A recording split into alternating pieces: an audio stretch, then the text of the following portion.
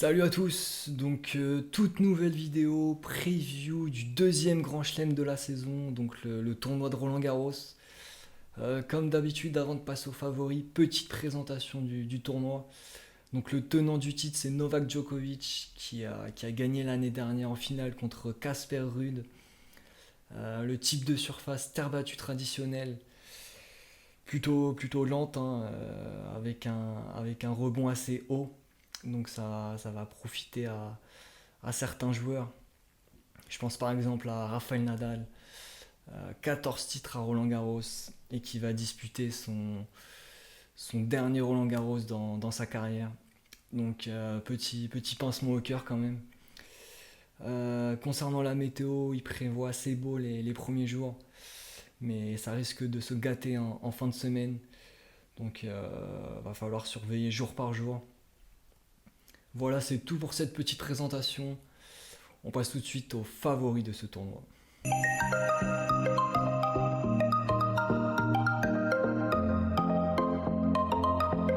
Le premier favori, l'Italien Yannick Sinner, donc blessé à la hanche à Madrid.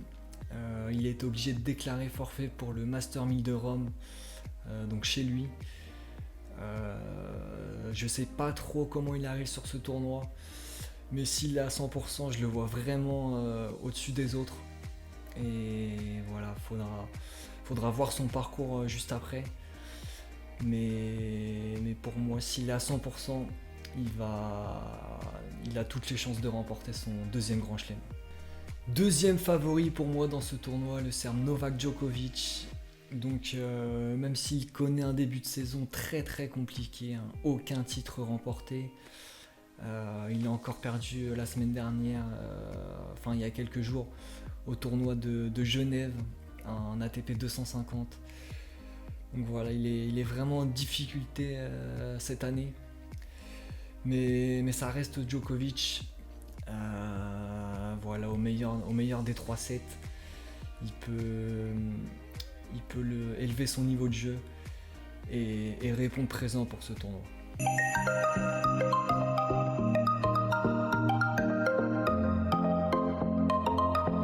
Premier outsider pour moi, l'Allemand Alexander Zverev, donc qui va jouer Nadal au premier tour. Voilà, si on va voir son parcours après, mais s'il passe ce match, il a vraiment moyen d'aller au bout, d'aller jusqu'en finale. Donc,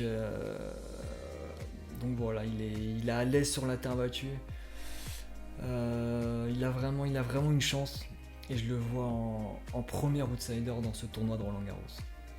Deuxième outsider, l'Espagnol Carlos Alcaraz. Donc pareil que Yannick Sinner, blessé à l'avant-bras droit. Voilà, embêté par les blessures, hein, depuis le début de saison. Depuis son titre à Wimbledon l'année dernière, il a vraiment du mal à revenir, que ce soit en termes de confiance qu'au niveau de ses blessures. Donc je sais pas trop à quoi m'attendre sur ce Roland Garros, mais voilà, ça reste un joueur très dangereux quand il est à 100%. Troisième outsider dans ce tournoi, le grec Stefanos Tsitsipas. Donc voilà, qui connaissait vraiment des résultats compliqués jusqu'à sa victoire au Master 1000 de Monte-Carlo. Et voilà, il manque encore de régularité pour moi dans les plus gros tournois. En plus, ça va être au meilleur des 3 sets. Donc va falloir être régulier sur tout le match et prêt physiquement. Et voilà, j'ai des gros doutes s'il peut tenir sur la durée. Il peut faire des bons matchs, mais est-ce qu'il va pouvoir les enchaîner ? C'est une autre question. Et c'est ce qui va déterminer sa performance dans ce tournoi. Quatrième et dernier outsider dans ce tournoi, le Norvégien Casper Ruud, finaliste sur les 2 dernières éditions tout simplement. Donc j'étais obligé de le mettre en outsider. Voilà, il joue très bien Roland Garros. J'ai l'impression qu'il aime beaucoup la surface, qu'il aime beaucoup le lieu. Donc à voir son parcours, mais s'il a un parcours abordable, il peut encore faire finaliste, hein, pourquoi pas, et peut-être même gagner. Voilà, c'est tout pour les outsiders. On passe tout de suite aux meilleures chances françaises dans ce tournoi.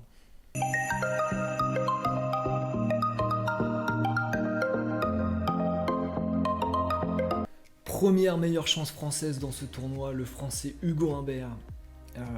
Bon, je vous le cache pas, les Français, ça va encore être difficile cette année pour Roland Garros, j'ai l'impression. Donc Hugo qui arrive sur ce tournoi avec une défaite au premier tour de l'ATP 250 de Lyon. Donc plutôt inquiétant. Il a déclaré forfait pour le Master 1000 de Rome. Donc il a pas beaucoup de références sur la surface. Mais bon, je me dis qu'avec le public, il peut passer quelques tours. Mais de là à faire vraiment un bon résultat et à gagner, ça me paraît encore compliqué pour cette année, quoi. Deuxième meilleure chance française, Gaël Monfils. Donc comme Hugo, il arrive à Roland Garros en perte de repères, en perte de confiance et surtout diminué physiquement. Je sais pas comment il sera.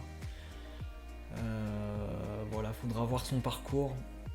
Et de toute façon, ça va être ses derniers Roland Garros à Gaël Monfils. Donc faut qu'il profite au maximum et faut pas qu'il se prenne la tête, faut qu'il se fasse plaisir, hein, tout simplement.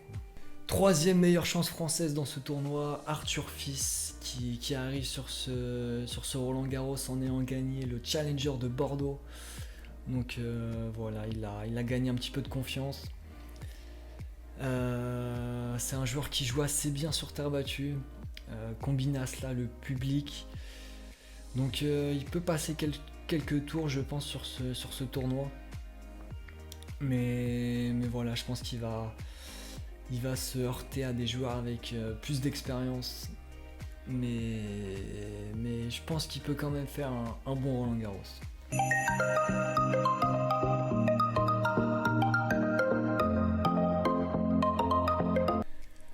C'est parti, analyse du tableau de Roland Garros. Donc Djokovic qui va jouer contre Herbert au premier tour. Donc ça devrait passer en 3 petits sets. Premier gros test contre Monfils au troisième tour. Donc voilà, si Gaël est bien physiquement, il a vraiment une chance contre Novak cette année. Le premier test de Djokovic, ce sera en quart de finale contre Casper Ruud. Donc un remake de la finale de l'année dernière. Ensuite, Zverev Nadal au premier tour. Donc voilà, j'en parlais. Tirage très difficile pour Nadal. Même si Zverev doit pas être très content de jouer Nadal, je pense. Ouais. Ouais, ça va être un match assez serré. Mais sur la durée, Zverev a un avantage indéniable. Plus le match va durer, plus ce sera l'avantage de l'Allemand.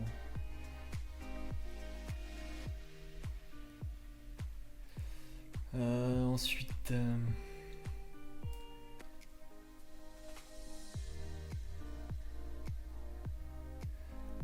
Arthur Fils qui va jouer contre l'Italien Arnaldi au premier tour.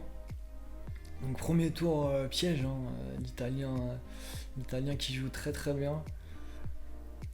Avant un potentiel duel 100% français contre Muller. Muller qui a reçu une invitation, qui joue bien aussi en ce moment. Donc ça peut faire un beau deuxième tour. Hugo Humbert qui va jouer contre Sonego. Donc pour moi ça devrait passer pour le français. Sonego qui joue pas très bien ces derniers mois. Et il devrait jouer Tsitsipas au troisième tour, Hugo Humbert. Donc ça promet un beau duel. Mais Tsitsipas va jouer contre Fucsovics au premier tour et Laszlo Djere au deuxième. Avant potentiellement un troisième tour contre Humbert. Donc ça, c'est des matchs assez durs hein, pour le grec.